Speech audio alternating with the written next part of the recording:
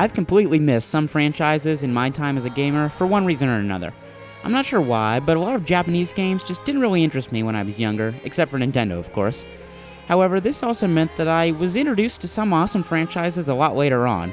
The Devil May Cry series has been acclaimed as one of Capcom's best, and for good reason. It features dudes doing flips and swinging swords while firing guns, so what's not to love? I just wish that I had played this game earlier. This is Devil May Cry 4 for the Xbox 360.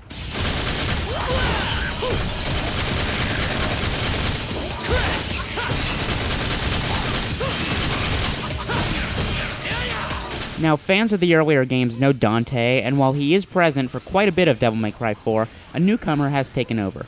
Nero, a young man that has a mysteriously powerful arm, initially meets Dante and faces off against him, apparently killing him, before Dante merely pulls a sword out of his chest and leaves. Of course, Nero has really no idea what's going on, and demons are attacking from everywhere. I really can't go more into the story than that. It will confuse you to listen, and to be honest, if you're new to the series like me, it might even confuse you when you sit down and play, especially if you don't go and read up on the previous games. Gameplay in Devil May Cry 4 is a mix of third-person shooter and hack and slash.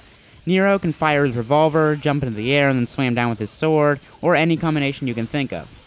This game is all about creativity with your killing, and using your awesome arm, you can grab enemies, punch them into the air, and then shoot them to a bloody pulp.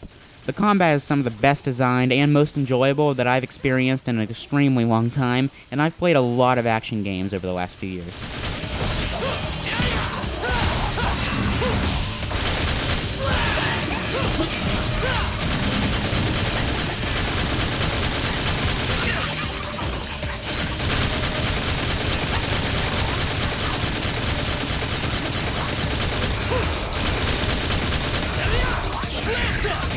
In addition to the combat, Devil May Cry 4 features power-ups that let you customize Nero to your style of play.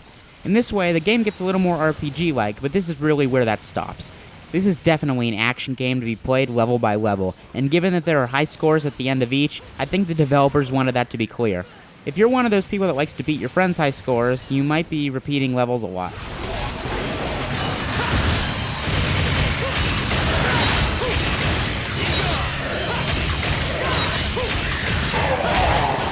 The best part of Devil May Cry 4 is boss fights, which are absolutely insane.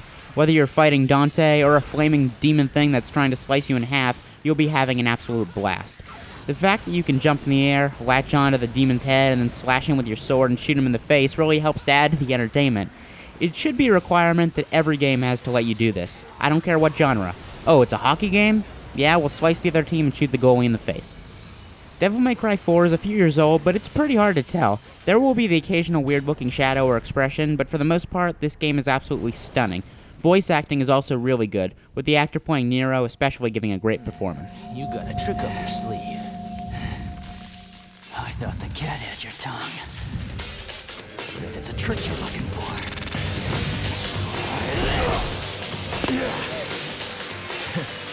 Looks like you too are...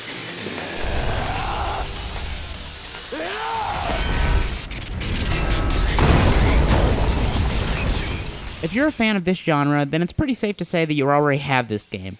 However, if you just love slicing things with huge swords and then shooting them in the face, do me a favor and stop doing it in real life and start doing it in Devil May Cry 4. It's a lot more fun. He would be... I must restore my power.